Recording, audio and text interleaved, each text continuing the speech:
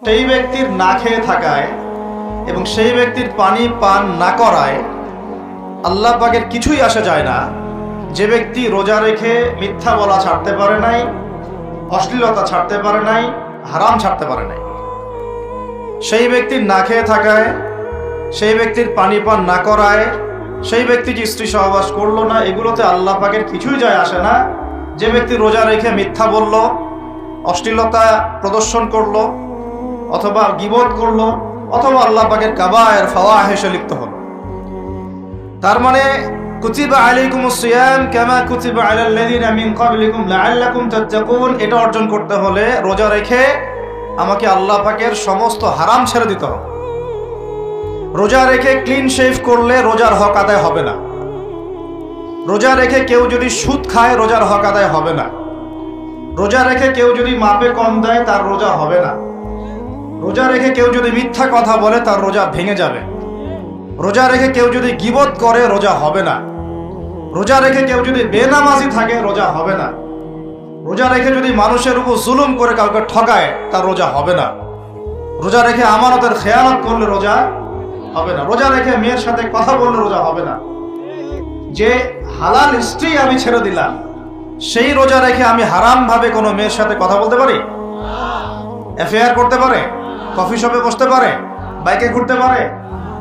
জিনা করতে পারে? রোজা রাখার অর্থ হচ্ছে আল্লাহর সব হারাম ছেড়ে দেওয়া। এটাই রোজার শিক্ষা, লাআল্লাকুম তাত্তাকুন। আমরা প্রত্যেক বছর এই আয়াতের উপর বয়ান করি, খুতবা হয়, মিম্বর থেকে জুমার খুতবায় এই আলোচনাটা হয়। মূল কথাটা হচ্ছে এই উপলব্ধিটা আনা, আনতা আবুদুল্লাহা কাআন্নাকা তারাহ, তুমি এমন ভাবে আল্লাহর ইবাদত করো যেন তুমি আল্লাহকে দেখতে পাচ্ছ। আল্লাহ আমাদের সামনে থাকলে বা আমরা যদি আল্লাহকে দেখতে পারতাম, আমরা কি বেনামাজি থাকতে পারতাম? আমরা কি সুদ খাইতে পারতাম? আমরা কি মেয়ের সাথে জেনা করতে পারতাম? সমকামিতার প্রমোশন দিতে পারতাম? ট্রান্সজেন্ডারের শরীফ শরীফা পাঠ্যপুস্তকে আনতে পারতাম? আমরা কি আল্লাহ পাককে যদি দেখতাম বেনামাজি থাকতে পারতাম? ঘুষখোর হইতে পারতাম? দুর্নীতিবাজ হইতে পারতাম? মানুষের হক নষ্ট করতে পারতাম? আল্লাহ নবীজি বলছেন আনতা আবুদুল্লাহা কাআন্নাকা তারাহ, তুমি এমন ভাবে আল্লাহর ইবাদত করো যেন তুমি আল্লাহকে দেখছো। এই চেতনা আসলে মানুষ হারামে লিপ্ত হতে পারবে না। হলেও তওবা করে ফিরে আসবে। হলেও কি করবে? সাথে সাথে তওবা করে ফিরে আসবে। আর ওয়াইল্লাম তাকুন তারাহু, তুমি যদি আল্লাহকে দেখতে না পারো ফাইন্নাহু ইয়ারাক, জেনে রাখবা আল্লাহ তোমাকে দেখছেন। ঠিক যে উপলব্ধিটা আমরা রোজা রেখে অর্জন করি। আমরা খাই না, আমরা পানি পান করি না, তৃষ্ণায় গলা ফেটে যাচ্ছে, প্রচন্ড রোদ, ক্ষুধায় পেট চোচো করতেছে, খাই কেন? খাই না কারণ আমরা উপলব্ধি করি আল্লাহ পাক আমাদেরকে দেখছেন। কেউ না দেখুক আল্লাহ দেখবেন। গোসল করার সময় পানি খাইতে পারতেছি না। তো এই চেতনাটা শিক্ষা দেওয়ার জন্য রমাদান প্রতি বছর ঘুরে ঘুরে আসে। আল্লাহ পাক বলেন কুতিবা আলাইকুমুস সিয়াম কামা কুতিবা আলাল লাযিনা মিন ক্বাবলিকুম, এটা তোমাদের উপরে এখন ফরজ করা হয় নাই, তোমাদের আগের উম্মতের উপরেও ফরজ করা হয়েছিল লাআল্লাকুম তাত্তাকুন, যাতে করে তোমরা তাকওয়া অবলম্বন করতে পারো। আর তাকওয়া সম্পর্কে নবীজি আরো একটা হাদিসে বলেছেন আত তাকওয়া হাহুনা, তাকওয়া হাহুনা বলতে তিনি বুকের দিকে ইশারা করছেন, মানে তাকওয়া আপনার লেবাস পোশাকে না। আমি পাগড়ি জুব্বা পরে বসে আছি মানে এই না যে আমি আপনার চেয়ে বেশি মুত্তাকি, যদিও এটা তাকওয়ার পোশাক। মুত্তাকি মানুষটা ঢিলে ঢালা পোশাক পরবেন, নবীর সুন্নত অনুসরণ করবে, এটা একটা বৈশিষ্ট্য। কিন্তু এমন হতে পারে আমার চেয়ে আপনার তাকওয়া বেশি, হতে পারে কিনা? আর তাকওয়া হাহুনা, তাকওয়া কলিজার ভিতরে, কলবের ভিতরে। ওই আল্লাহস টাইটেল লাগালেই যেমন জান্নাতে যাওয়া যাবে না, শুধু আল্লাহস টাইটেল লাগালে কি জান্নাতে যাওয়া যাবে? আল্লাহ রাব্বুল আলামিন মানদণ্ড দিয়ে দিয়েছেন। মানদণ্ড, কে ভালো আল্লাহর কাছে, কে সম্মানিত, এটার মানদণ্ড আল্লাহ দিয়ে দিয়েছেন। ইন্না আকরামাকুম ইনদাল্লাহি আতকাকুম, তোমরা যত মানুষ পৃথিবীতে আছো তোমাদের মধ্যে আল্লাহর কাছে সবচেয়ে মকবুল, সম্মানিত, মর্যাদাবান মানুষ তারাই যারা এই তাকওয়ার পরীক্ষায় পাশ করেছে। এই তাকওয়ার শিক্ষাটা দেওয়ার জন্য রমাদান আসে। শিক্ষা নাম্বার 1, রোজা রাখবো রাখার মতো। রোজা রাখবো কি? যাতে তাকওয়া অর্জন করা যায়। রোজা রেখে আমি যেমন হালাল ছেড়ে দিয়েছি, রোজা রেখে আমাকে আমার সমস্ত হারাম ছাড়তে হবে। আর এই হারাম শুধু 1 মাস ছেড়ে দিব এমন না, ঈদের চাঁদ উঠে যাবে, শয়তান ছাড়া পাবে, আমরা আবার শয়তানের সাথে আতাত করে চলা শুরু করব, এটা রমাদানের শিক্ষা না। ওই শিক্ষাটাকে সারা বছর ধরে রাখতে হবে, এটা হলো রমাদানের শিক্ষা। আপনারা খেয়াল করে দেখবেন, রমাদান মাসে অনেকে পরহেজগার হয়ে যায়, ঈদের চাঁদ ওঠার সাথে সাথেই আমরা আবার শয়তানের দাসত্ব শুরু করি। ঈদের দিন চাঁদ রাত বলে আমরা একটা কথা বলি না, ওই রাত্রেই প্রমাণ হয় যে শয়তান ছাড়া পাইছে। যেভাবে ধুমধারাক্কা গান বাজনার, বেলাল্লাপনার, পিকনিক টিকনিক এগুলো হয়, বোঝা যায় শয়তান এতদিন বন্দী ছিল 1 মাস, এখন ছাড়া পাইছে। তো 1 নাম্বার নসিহত, রোজা রাখতে হবে রাখার মতো, যে রোজা আমাকে তাকওয়ার শিক্ষা দিবে। আল্লাহ পাক আমাদেরকে এইভাবে রোজা রাখার তৌফিক দান করুন। 2 নাম্বার, আল্লাহ পাক তার আগে একটা কথা বলে নেই, পরে ভুলে যাবো আর কি। এই যে শুনলেন কুতিবা আলাইকুমুস সিয়াম, কুতিবা আলাইকুমুস সিয়াম, শুনছেন? অনেকে তো জানে, এখানে তালেব ইলম অনেকে আছেন, ওলামায়ে কেরামও আছেন, তাদেরকে ওয়াজ করার কিছু নাই আমার, আমি সাধারণ মানুষের জন্য বলছি। কুতিবা আলাইকুমুস সিয়ামের আগেও 2টা কথা আছে এই কিতাবে। সূরা বাকারার আয়াত বলছি, সূরা বাকারার মধ্যে কুতিবা আলাইকুমুস সিয়ামের আগেও কুতিবা আলাইকুম দিয়ে আরো 2টা কথা আছে, ঠিক আছে? এটা তো বুঝলেন, কুতিবা আলাইকুমুস সিয়াম, সিয়াম ফরজ করা হয়েছে। ঠিক একটু আগে যাবেন, 2-1 পৃষ্ঠা আগে গিয়ে দেখবেন আল্লাহ পাক আয়াত নাজিল করেছেন, কুতিবা আলাইকুমুল কিসাস, তোমাদের উপরে কিসাসকেও ফরজ করা হয়েছে। কি ফরজ করা হয়েছে? ওই যে কুতিবা আলাইকুমুস সিয়াম তো বুঝলো, এটা রোজা রাখতেছে 1 মাস, কুতিবা আলাইকুমুল কিসাস বুঝে না।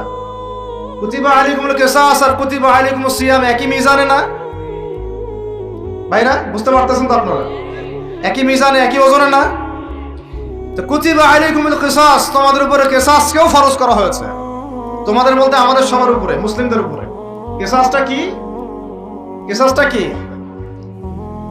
কেউ যদি কোনো ভাইকে অন্যায়ভাবে হত্যা করে, তাকেও সেভাবেই হত্যা করতে হবে, এটা হলো কিসাস।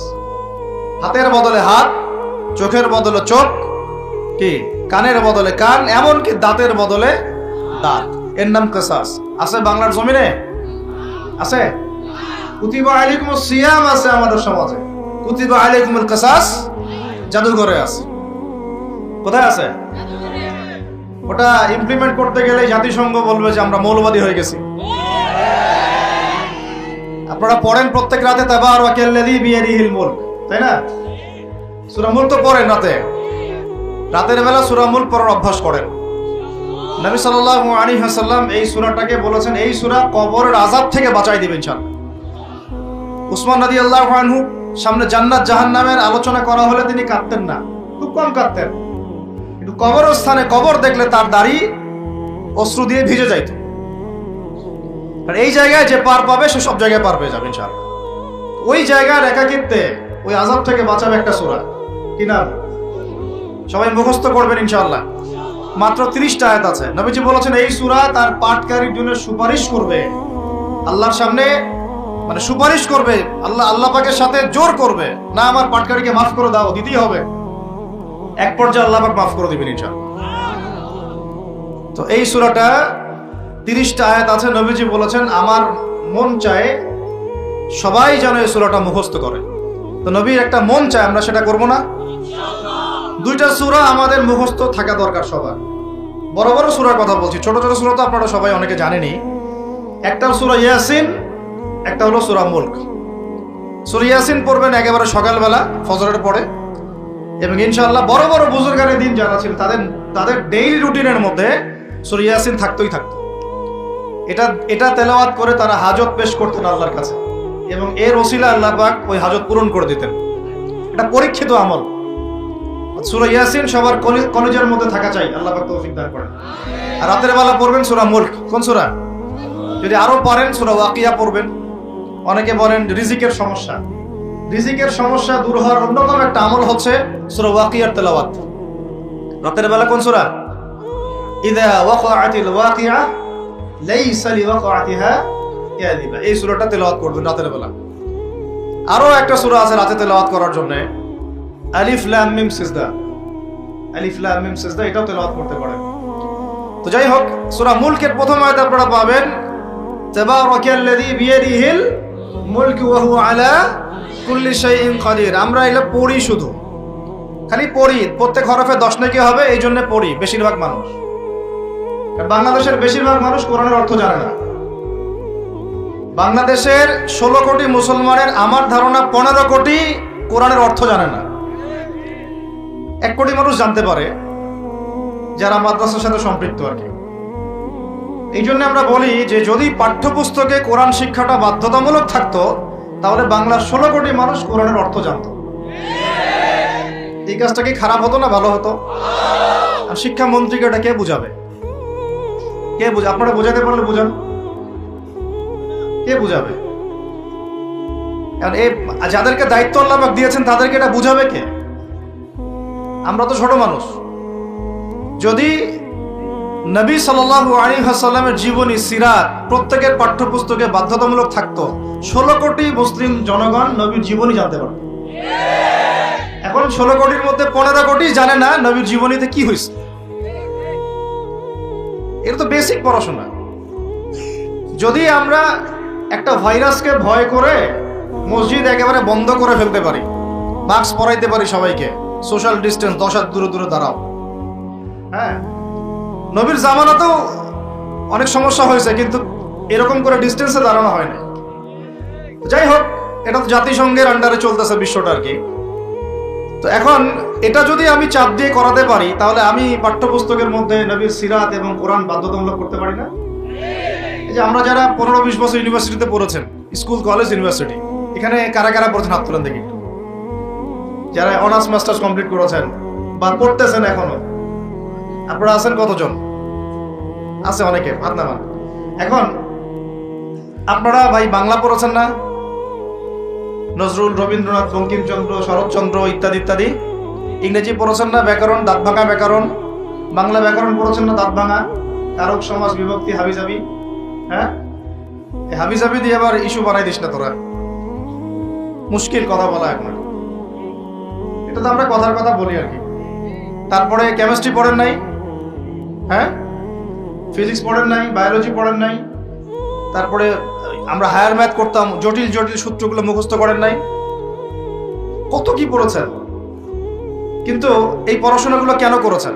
সিলেবাসে ছিল আমাকে পড়তে হবে, যদি না পড়ি পরীক্ষায় পাস করতে পারবো না, পরীক্ষায় পাস না করলে রেজাল্ট আসবে না, রেজাল্ট না আসলে চাকরি পাবো না, চাকরি না পাইলে রিজিকের ব্যবস্থা হবে না, রিজিকের ব্যবস্থা না হলে বিয়ে শাদী হবে না, বিয়ে শাদী না হলে জীবনটাই বরবাদ। এই তো ফিলোসফি, তো এইটাই, রাস্তা তো এটা না। এখন চাপ দিয়ে এত কিছু পড়লেন, বিসিএস কোচিং করেছেন অনেকেই চাকরির পরীক্ষা দিচ্ছেন, নিয়োগ বিজ্ঞপ্তির পরীক্ষা দিচ্ছেন, প্রাইমারি পরীক্ষা দিচ্ছেন, সবই পড়তেছেন। আমি নিজেও পড়েছি এগুলো আমার মুখস্থ ছিল সব। এখনো হয়তো ধরলে বলতে পারবো কিছু, যদি এগুলোর চর্চা আমরা বন্ধ করে দিয়েছি। আর কথা হচ্ছে, একটা রিজিকের সোর্সের জন্য আমি যে 15 বছর এই পড়াশোনাগুলো করলাম, যদি আমার সিলেবাসের মধ্যে কোরআন থাকতো, হাদিস থাকতো, নবী সিরাত থাকতো, তারপরে ধরেন সাহাবীদের জীবনী থাকতো, ইসলামের ইতিহাস থাকতো, বেসিক ফিকহ আকীদা থাকতো, আমি কি বাধ্য ছিলাম না এগুলো পড়ে পরীক্ষা দেওয়ার জন্য? তখন আমাদের এই জেনারেশনের ইসলামিক শিক্ষায় উন্নতি হইতো না? সবকিছু দাওয়াত দিয়ে হয় না, অনেক কিছু উপরের লেভেল থেকে চালু করতে হয়, তাহলে জনগণ সেটা মেনে নিতে বাধ্য থাকে। এই রমজান মাসে দেখবেন বাজারে অনেক সিন্ডিকেট হবে, আপনি এগুলো মিষ্টি মিষ্টি কথা বলে এগুলো বন্ধ করতে পারবেন না।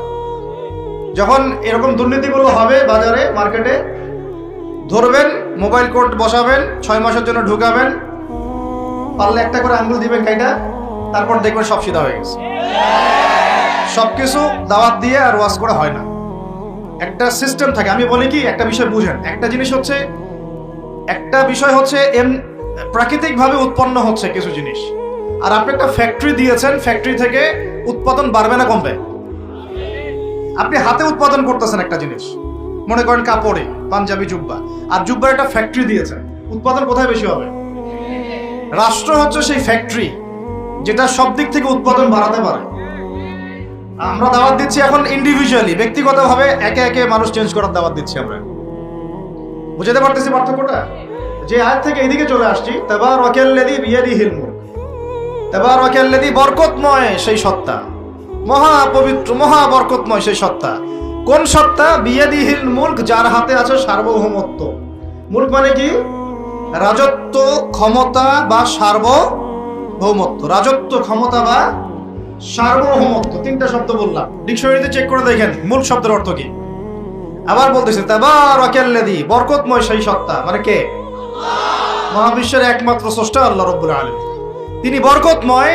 বিয়াদিহিল মুলক, যার হাতে কি আছে?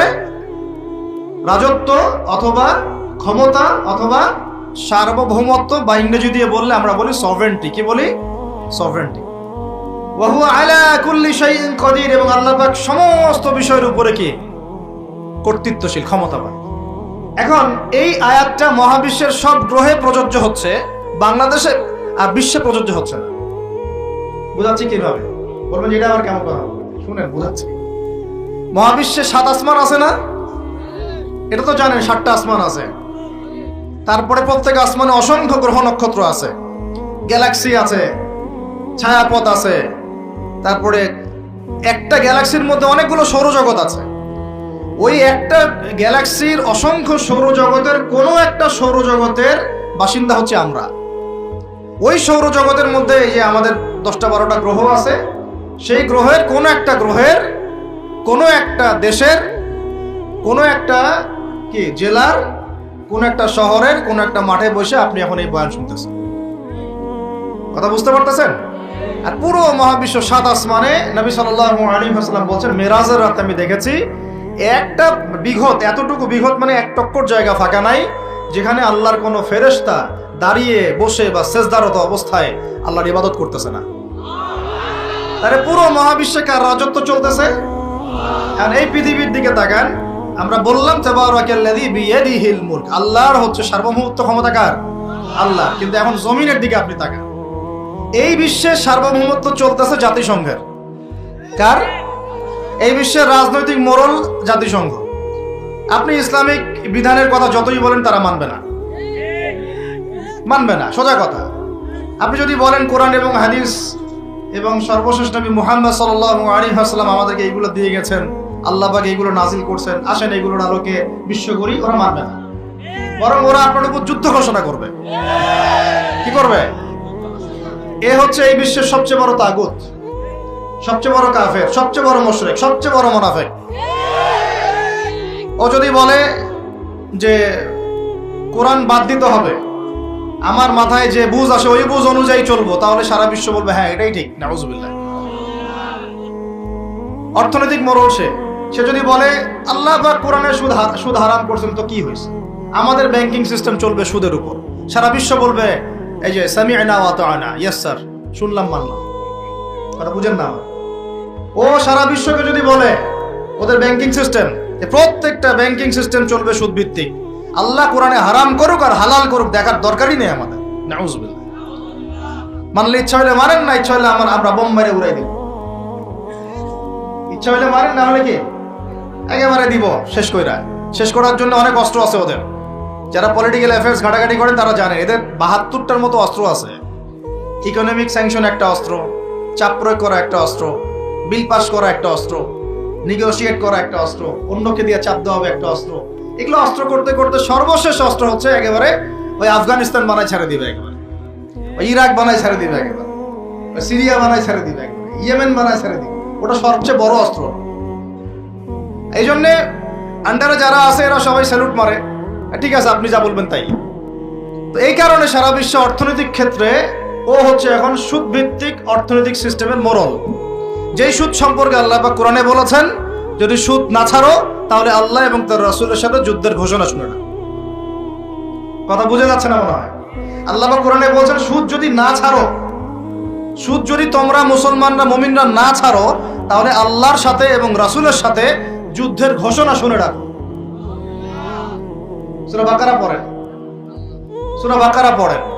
আল্লাহ পাক বলছেন ইয়া আইয়ুহাল্লাযীনা আমানু ইত্তাকুল্লাহ ওয়া যারু মা বাকিয়া মিনার রিবা ইন কুনতুম মুমিনিন ফাইন লাম তাফআলু ফাযারু বিহারবিন মিনাল্লাহি ওয়া রাসূলিহি।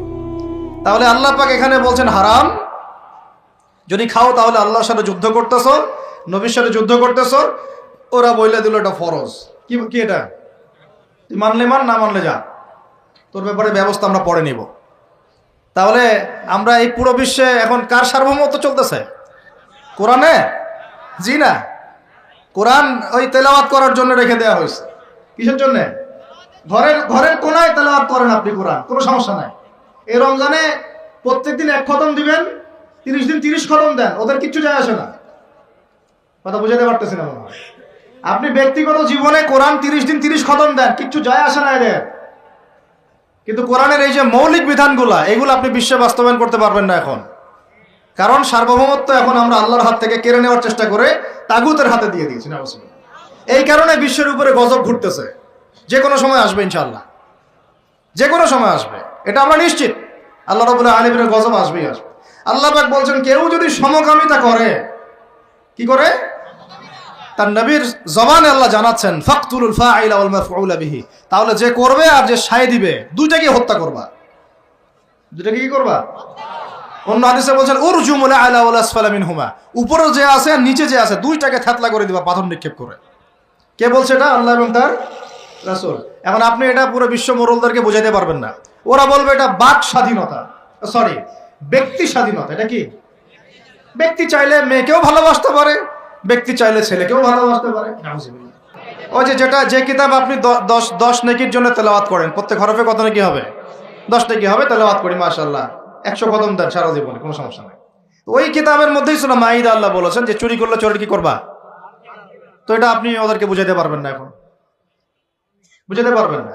ওইটা তেলাওয়াত পর্যন্তই, ফুল স্টপ। তারপরে এই যে আমরা ভ্যালেন্টাইন্স ডে, অমুক ডে তমুক ডে, এগুলোকে যে প্রমোট করতেছি আর কি, জেনা বেড়ে গেছে, ব্যভিচার বেড়ে গেছে স্কুলে কলেজে বিশ্ববিদ্যালয়ে, এমনকি এখন সমকামিতা, পর্নোগ্রাফি, ট্রান্সজেন্ডার, কি হচ্ছে না। এমনি নরমালি যদি কেউ জেনা করে, সূরা নূর অনুযায়ী আল্লাহ রাব্বুল আলামিন বলছেন যে সূরা নূরের 2 এবং 3 নম্বর আয়াতে 100টা বেত্রাঘাত করবা জনসমক্ষে। কয়টা বেত্রাঘাত? বাংলাদেশের বহু ছেলে মেয়ে এখন 100 বেত্রাঘাত পাওয়ার শাস্তি মাথায় নিয়ে ঘুরতেছো তোমরা, নাউজুবিল্লাহ। কোরআনে কি বলা হচ্ছে সূরা নূরে? কয়টা বেত্রাঘাত? কিসের, কোন পাপের জন্য? কোন পাপ? যার শুরুটা হয় ওই টেক্সটের মাধ্যমে, তারপরে দেখা সাক্ষাৎ, তারপরে এটা, তারপরে ওইটা। ঢাকা শহরে এর পরিসংখ্যান বেশি না কম? কত বেশি? কতগুলো ছেলে পাওয়া যাবে যারা এই পাপে লিপ্ত হয় নাই? কতগুলো মেয়ে পাওয়া যাবে যারা এই পাপে লিপ্ত হয় নাই? কতগুলো আপনি দেবর পাবেন যারা জেনা করে নাই? কতগুলা ভাবি পাবেন জেনা করে নাই?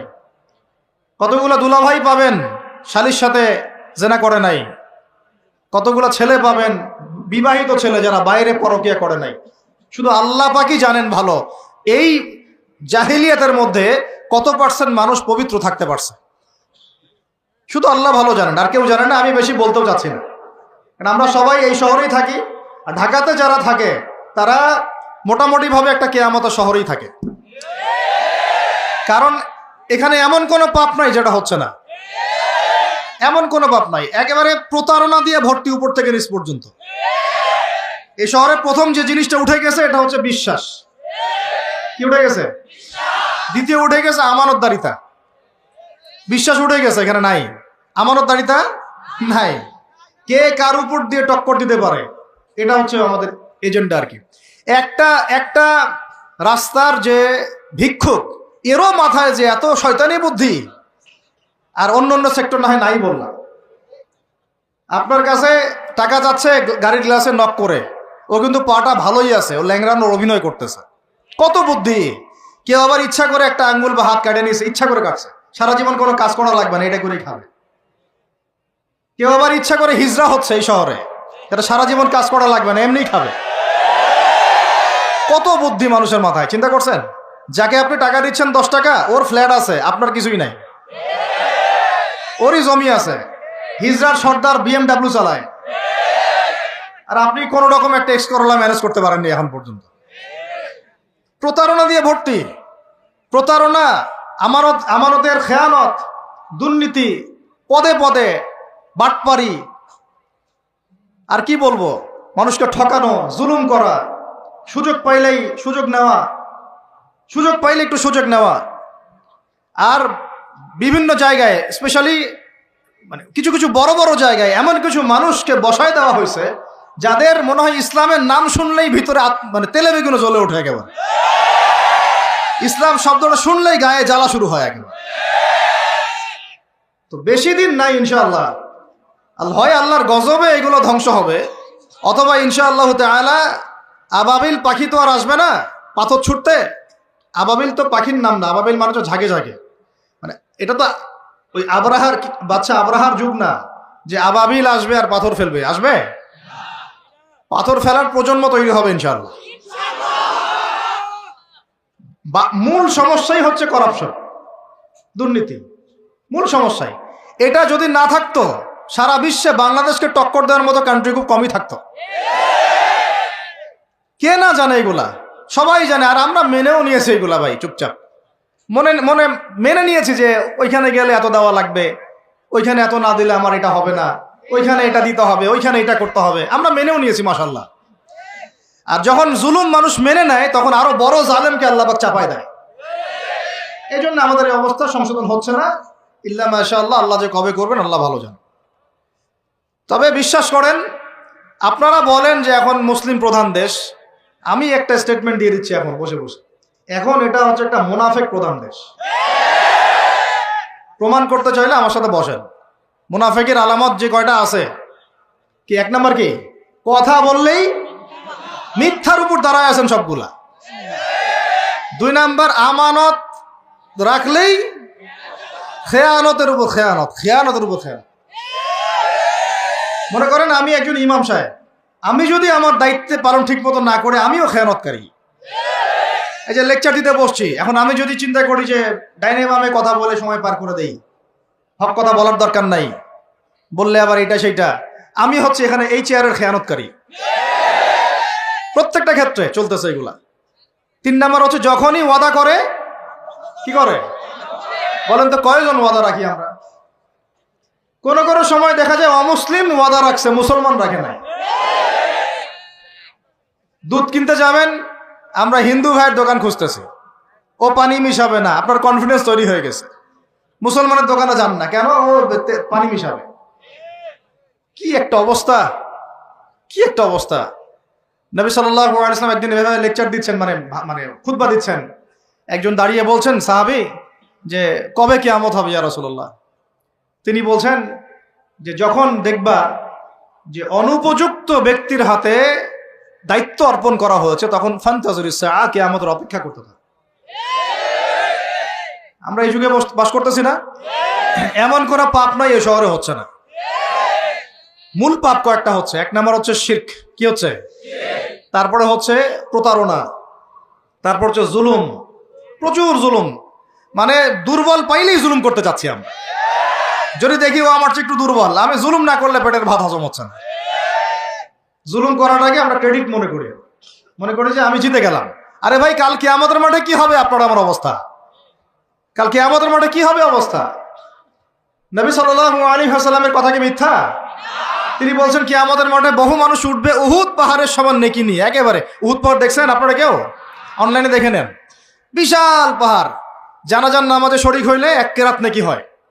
1 কেরাত মানে 1 উহুদ পাহাড় সমান। আর মাটি দিয়ে আসলে আরেক কেরাত নেকি হয়, মানে আরেকটা উহুদ পাহাড়ের সমান। উহুদ পাহাড়ের সমান আরো উঁচু উঁচু নামাজের নেকি, জাকাতের নেকি, হজের নেকি, ওমরার নেকি নিয়ে উঠবে বহু মানুষ। আমরাই হয়তো বা তারা, আল্লাহ পাক আমাদেরকে মাফ করুন। ওঠার পরে বহু মানুষ সামনে দাঁড়ায় থাকবে। কাউকে গালি দিছে, কাউকে অন্যায়ভাবে মারছে, কাউকে রিমান্ডে নিয়ে একেবারে পেদানি দিছে, নির্দোষ ছিল। কারো নামে মিথ্যা মামলা দিছে, কারো নামে অপবাদ ছড়াইছে। বেচারা ভালো ছিল, সৎ ছিল, অপবাদ ছড়াই দিছে। কারো নামে ধরেন যে কারো গীবত করছে, কারো টাকা নিয়ে টাকা দেয় নাই, হ্যাঁ, কারো জমি আত্মসাৎ করে খাইছে, ভূমিদস্যু ছিল। মানে মানুষের সাথে জড়িত পাপ ছিল। কি ছিল? অন্যের সাথে জড়িত, মানে অন্যের হক নষ্ট করছে আর কি, অন্যের। এখন আল্লাহ পাক বলবেন যে তোমার এই ঋণ এখন শোধ করো। ওই দিন তো ঋণ শোধ করার কোনো বুদ্ধি আছে? বুদ্ধি নেই। এখন কি পদ্ধতি? ফেরেশতাদেরকে বলা হবে এই ব্যক্তির আমলনামায় যে নেকিগুলো আছে, নামাজের নেকি, রোজার নেকি, হজের নেকি, যাকাতের নেকি, এইগুলা দিয়ে ওদের আমলনামা ভর্তি করো, যারা পাওনাদার দ্বারা আছে। ভর্তি করতে করতে করতে করতে এক সময় দেখা যাবে এই ব্যক্তির আমলনামা ফাঁকা হয়ে যাবে। তখন কি হবে? ফেরেশতাদেরকে বলা হবে ওই যে যারা ভুক্তভোগী ওদের আমলনামা থেকে গোনাহ নিয়ে এই ব্যক্তির আমলনামায় ঢাল ঢাল, নাউজুবিল্লাহ। এরপরে ওই ব্যক্তিগুলো দেখা যাবে জান্নাতে চলে গেছে, মাজলুম ছিল পৃথিবীতে, ওই দিন সফল হয়ে গেছে, জান্নাতে চলে গেছে। এবারটা দুনিয়া জালেম ছিল, এ জাহান্নামে চলে গেছে, নাউজুবিল্লাহ। আল্লাহ পাক আমাদেরকে এরকম মানুষ